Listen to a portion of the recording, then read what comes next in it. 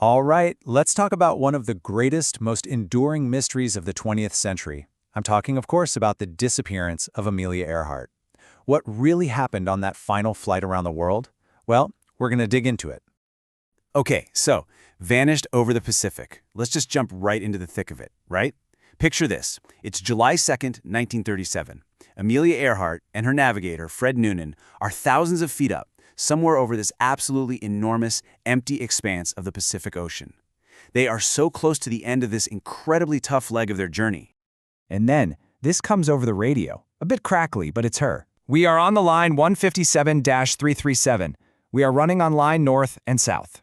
That was pretty much the last thing anyone heard. The U.S. Coast Guard cutter, the Itasca, was waiting for her near this tiny little island she was supposed to land on. What she was saying was, basically, hey, we think we're on the right track, flying along this Pacific line on the map that should take us right to you. And after that, just radio silence, nothing. So yeah, the big question. What happened to the world's most famous female aviator? I mean, this question has haunted people for, over 80 years now? It's launched a ton of books, crazy expensive expeditions, and some really wild theories.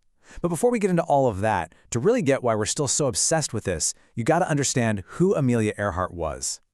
The Queen of the Air. And that title is no exaggeration. See, long before her disappearance, Amelia Earhart was a global celebrity, like a rock star. She wasn't just a pilot, she was a pioneer who was always pushing the limits, not just in the sky, but on the ground too. And just look at this list, it's incredible. She was the first woman to fly solo across the Atlantic. That alone is legendary. But then, she got the Distinguished Flying Cross. She helped start and was the first president of the 99s, which is this amazing organization for women pilots.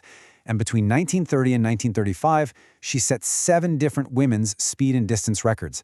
On top of all that, she was a huge supporter of the Equal Rights Amendment. So you see, she wasn't just some pilot. She was a true icon, an absolute trailblazer who showed millions of people what was possible. All right, on to the final fateful flight. So it's 1937, and she's got her eyes on the biggest prize yet. The absolute ultimate challenge for an aviator back then, becoming the first woman to fly around the entire globe. And she wasn't taking the easy way either. She was planning this really tough route, sticking close to the equator. And what a challenge it was. They'd already conquered the Americas, crossed the Atlantic to Africa, flown over India and Southeast Asia. I mean, by the time she and Fred Noonan got to Lae, New Guinea, they had already put 22,000 miles behind them. Her plane, this beautiful Lockheed Electra she called her Flying Laboratory, was doing great. They were almost there. Just one last huge piece of the puzzle left, the Pacific Ocean. 2,556 miles. Just let that sink in. That's the distance they had to fly, non-stop, to get to their next refueling spot. And that spot? Howland Island. A flat, tiny little speck of land, barely 2 miles long, floating in the middle of the biggest ocean on Earth. And you gotta remember, this is 1937. There's no GPS. Navigation was all up to Fred Noonan, using the stars and his clocks. Trying to find a 2-mile target after flying for almost a full day, it's literally like trying to find a needle in a haystack. A very, very big haystack. Okay, 5 enduring theories. Here's where it gets really interesting. Because they never found the plane, not a single confirmed piece of wreckage, it's left this huge void. And that void has been filled with all sorts of speculation. So let's break down the 5 biggest theories that people have been debating for decades. First up, we have the crash and sank theory. This is the official story, the one the U.S. government stands by, and honestly, it's the simplest explanation. The idea is that her plane just ran out of gas, crashed into the ocean somewhere near Howland Island, and sank. It makes a lot of sense, right?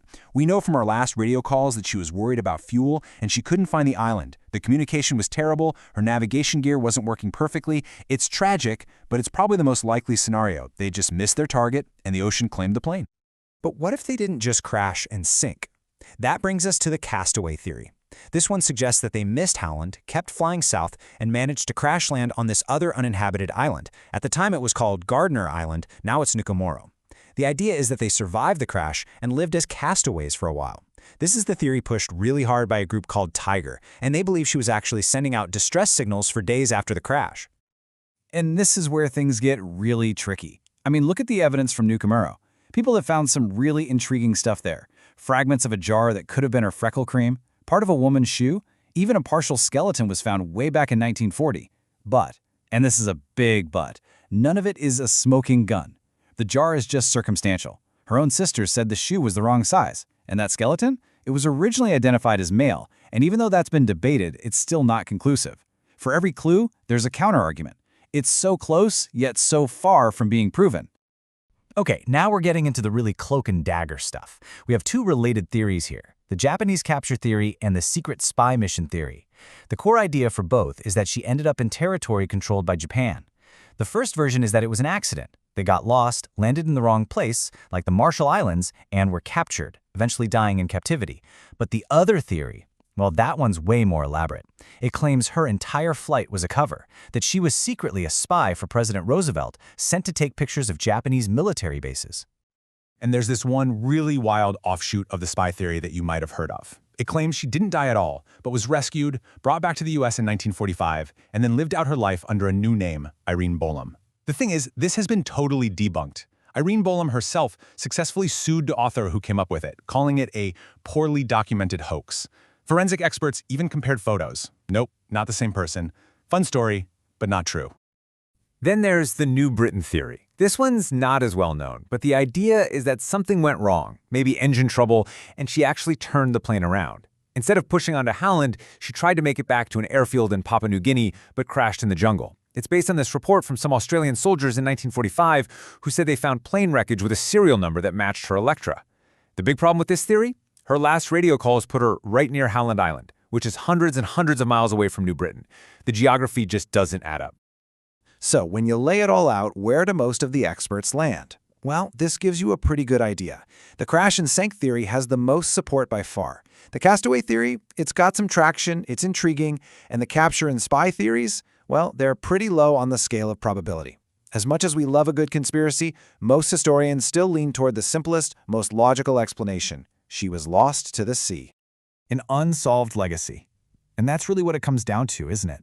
It's the fact that we have no definitive answers. That's what took Amelia Earhart from being a famous aviator and turned her into this timeless, enduring legend. Let's look at what happened right after she vanished. The U.S. Navy and Coast Guard launched this massive search, one of the biggest in history. It cost $4 million, which was an absolutely staggering amount of money back in 1937.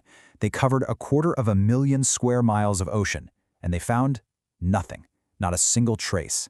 So, about a year and a half later, in 1939, she was officially declared dead. Legally, her life was over. But in reality, her story was really just getting started. Which leaves us with this final thought. Does a mystery make a legend immortal? I think it just might. Think about it. Amelia Earhart's entire life was defined by brave, clear, decisive actions. She was all about skill and pushing forward and breaking barriers. And yet, her story doesn't end with a final landing or a triumphant return. It ends with a question mark. And maybe that's why we're still so captivated. It's that giant, unanswered question that keeps her spirit alive, forever flying in our imagination.